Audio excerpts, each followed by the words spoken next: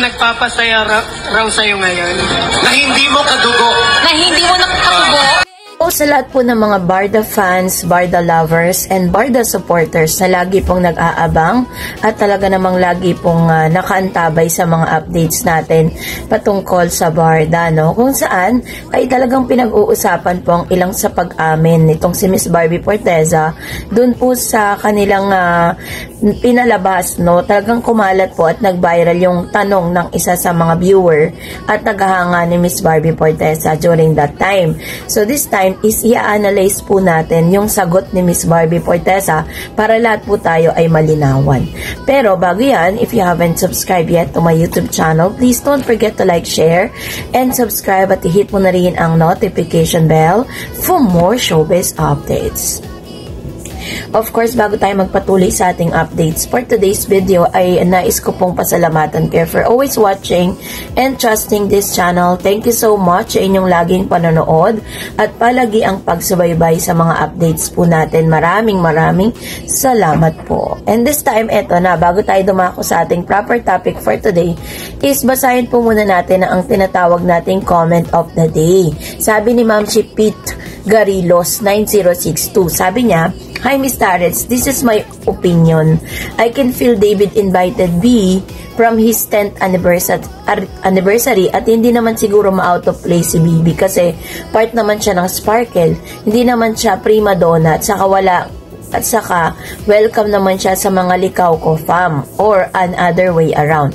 There must be someone out there suggested not to invite BB for personal reason kasi may movie si B ipapalabas or may insecurity lang." Ayan. So, base po dun sa sinabi ni Miss Pete, parang nararamdaman ko na kung sino po yung tinutukoy niya, no, patungkol dyan sa bagay na yan. Kasi pinagbibintangan kasi ng lahat na itong si Miss Joy Marcelo daw, di umano, ay parang type si Mr. David. At siya yung itinuturong dahilan kung bakit ngayon magkahiwalay ng proyekto si Miss Barbie Forteza at saka si Mr. David Licauco, no?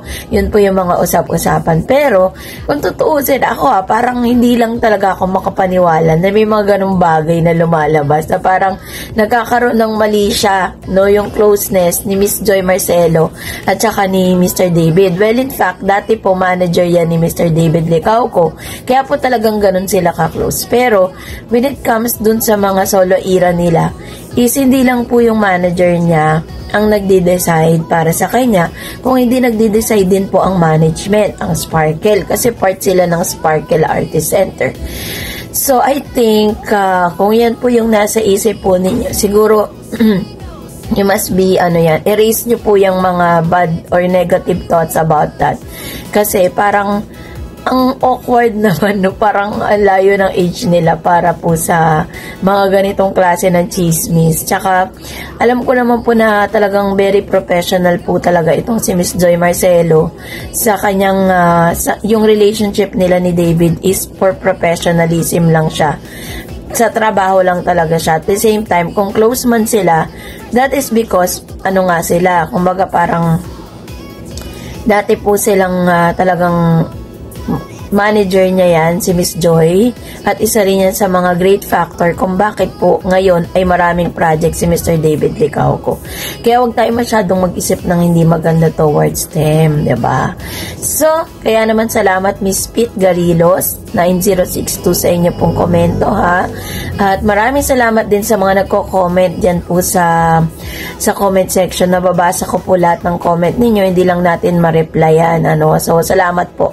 At ngayon, eto na, dumako tayo dito sa topic na ito kung saan pinag-uusapan po ito online ngayon dahil nga meron po kasing nagtanong na isang viewer from AOS, no? At talaga naman very relevant naman talaga yung tanong niya. At eto, panoorin po natin.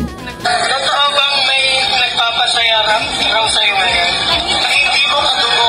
Na hindi mo nakatubo. Na, pangalanan natin yung initials.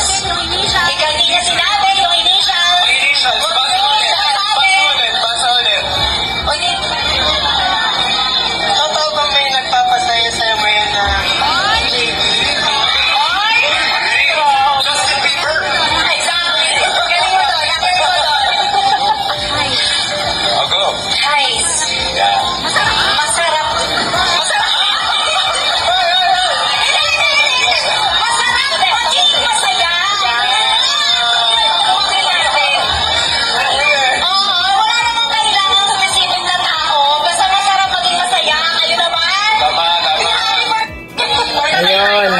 So, sabi po ni Mr. David Licauco or Miss Barbie Portesa sa tanong na totoo ba na may nagpapasaya sa'yo na may initial na JB or also known as Jameson Blake?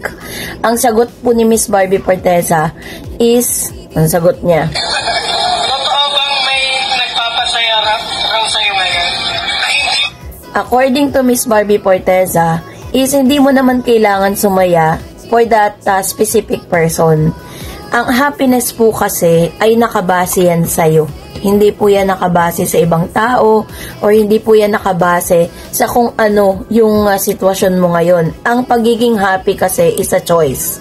'Di ba? So, talagang masasabi natin na ito si Barbie Portesa is sinasabi niya na hindi mo naman kailangan ng lalaki or magkaroon ng boyfriend or hindi po naman kailangan magkaroon ng partner para masabi mong masaya ka. Ang sinasabi kasi ni Miss Barbie Portesa dito, very deep, sinasabi niya that happiness comes from within. Hindi po dun sa taong mga nakapaligid sa'yo. Kahit ikaw lang mag-isa, diba, pwede kang sumaya. Ang happiness or ang kasabihang happiness from within ay nangangahulugan na ang tunay na kaligayahan ay hindi nakukuha sa mga material na bagay, yaman o sa pagpapahalaga ng ibang tao towards Miss Barbie, kundi sa sariling kalooban. Ang kaligayahan ay nagmumula sa sarili. No, hindi nakadepende yan sa labas. Maaaring makadama tayo ng saya sa mga bagay na pera, gamit o papuri, pero panandalian lang yon. Kapag nawala ang mga yon, maaaring mawala na rin ang iyong tuwa. Yung pagpili naman ng pananaw, ang isang tao ay maaaring piliing maging masaya sa kabila ng kahirapan o problema dahil nakasalalay ito sa kung paano niya tinatanggap at tinitignan ang sitwasyon. So, pwede rin po na pagkilala sa sarili. Kapag may tiwala ka sa iyong kakayahan at tanggap mo ang iyong sarili, mas madali mong mararamdaman ang payapa at masaya na hindi nakadepende sa sino man. At bunga ng kalooban, ang tunay na kasiyahan ay nagmumula sa pagiging kontento, pagkakaroon ng pasasalamat at pagpapahalaga sa mga simpleng bagay. Sa madaling salita, ang kaligayahan ay hindi ibinibigay ng mundo kundi pinapasiya ng ating puso at isipan. So, parang sinasabi ni Miss Barbie Portesa dito, gusto niya pong ilinawin sa publiko na ang kanyang kaligayahan ngayon, yung kanyang happiness na nararamdaman ngayon ay hindi po nakabase sa isang tao lang. Hindi porket nakikita natin na sweet-sweetan sila ni Mr. Jameson Blake, doon na po yun po yung nagpapasaya sa kanya ngayon. Dahil sabi niya nga, hindi po yun nakadepende sa isang tao. Dahil kung makikita po ninyo, kahit naman talaga sino, 'di ba? Taon po ito ni Miss Barbie Portesa. Hindi po siya nababakante, ha? Sunod-sunod po ang mga projects niya, no? Kakalabas lang ng P77, tas after a week, lumabas na naman yung Kontrabida Academy. Tapos po, meron na naman siyang gagawing panibago. May mga endorsement, bagong endorsement, 'di ba?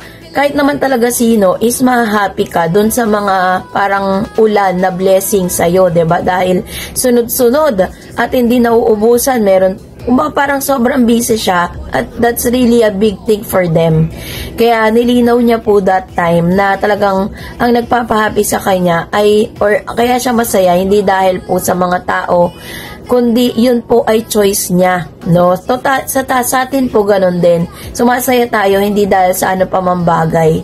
Sumasaya tayo hindi dahil sa isang tao lang. Sumasaya tayo kasi choice natin yun. Kasi kahit po kasama natin yung mga halagang tao sa buhay natin, kung pinili nating maging malungkot, maging lugmok, ay hindi rin pa rin naman talagang magiging sapat na maligaya ang isang tao. Diba? So, kayo na po ang humusga, no? Kayo na po, mag-comment kayo sa comment section. Gusto ko po makita ang inyong interpretation dito po sa nasabing videong ito. Mag-comment po kayo. And that's it for today. For more videos and updates, please don't forget to like and subscribe. And please don't forget to follow my Facebook page, Dar Eds TV. God bless everyone.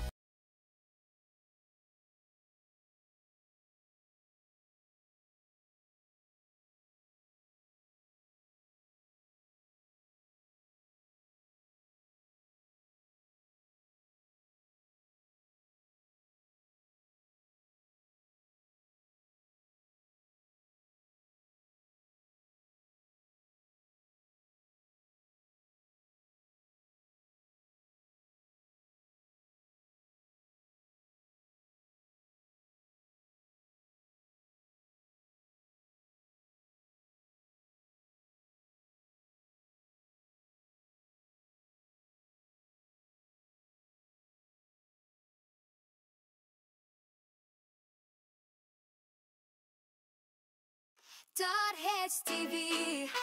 Oh yeah! Showbiz chika na legit. Bawal ang fake news. Keep it lit. Sayaw na kapag showbiz chismis, dito ka na tumutok. Siguradong toto, walang halong panloloko. Trending na usapan, artista at kilig nesyendar. It's TV ang tunay na sensation. Oh, lahat ng balita verified muna. Di basta-basta chismis, may basihan talaga. Kung gusto mong updated at walang abuso,